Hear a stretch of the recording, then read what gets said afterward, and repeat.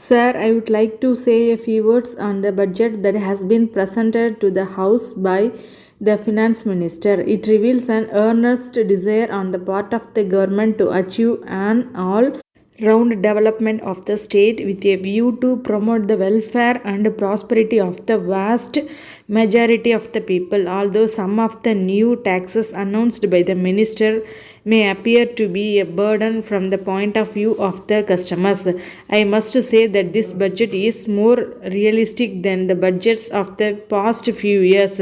The finance minister deserves congratulations of the members of the house. The remarkable feature of the budget is that greater emphasis has been laid on the development of small scale and village industries in the state, and this is no doubt a good sign because it is one of the surest means of tackling the problem of unemployment, which has assumed greater magnitude in the last few years. There is, however, one thing which we regret, and that is in the matter of basic and heavy industries, our state has been very much neglected. I would therefore request the government to take up the matter with the center and try to get at least a few of the major industries located in our state. As regards the new taxes proposed, while I am in agreement with the view that in a country which seeks to recognize its economy on a socialistic basis, progressive and heavy taxation is inevitable. I cannot help feeling that the proposed sales tax on sugar will affect the poorer sections of the public. Whatever may be the considerations that weighed with the government in conceiving this new levy, there cannot be any justification for imposing it at the present juncture. I regret to say that the minister has not referred to the problem of housing in the state. This is a very important problem facing the people. The housing shortage continues to be acute not only in Madras city but also in other areas of the state. Steps should be taken to afford greater facilities to the low income groups to construct modern houses through the agency of cooperatives. The government should seek the assistance of the center in this matter and subsidize at least a portion of the cost of the houses in the case of persons whose monthly income is low. The rate of interest on the government loans provided through cooperative building societies should be reduced considerably with a view to help men of limited means to put up houses. The small scale farm and agricultural laborers in rural areas should be enabled to construct houses with the provision of suitable house sites free of cost and with free grants and loans at a cheap rate of interest.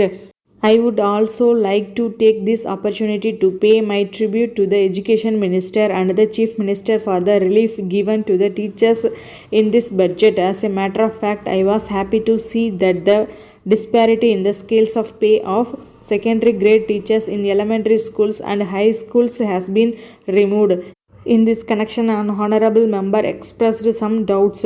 I would like to point out that virtually the disparity in the scales of pay of teachers under different managements has been removed, and I am sure that some of the schools which are not paying the government scales of pay at present will also pay it within a reasonable time. The action of the government in this matter is a proof that they have indirectly recognized the fact that teachers, irrespective of the managements under which they are working, are doing a very valuable work for the progress of the nation and are entitled to more and more benefits from government. I can expect that the disparity in the case of headmasters in respect of their increments and in the case of higher grade teachers in respect of their salaries will also be removed very soon.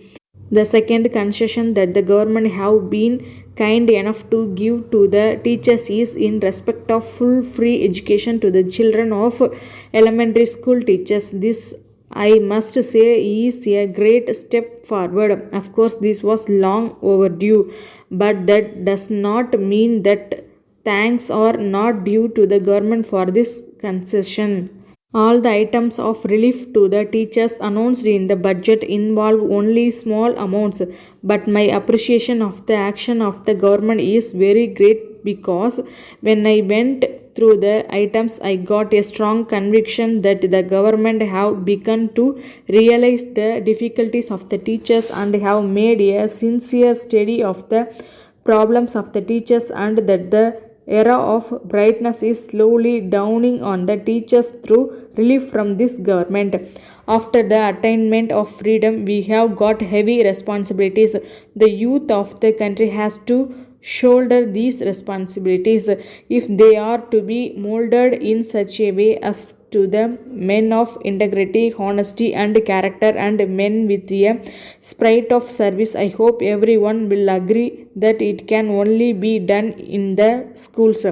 I would request the government to see that facilities are provided in schools for the shaping of these children is such a way as they may be able to shoulder the responsibilities of the nation, which are increasing day by day. For this purpose, I think a committee is needed to go into all the stages of education, elementary, secondary, and collegiate, without treating them as watertight compartments, and remembering the wholesome fact that all these are intended for one particular individual who is to become a citizen and who is to be capable of handling the affairs of free India.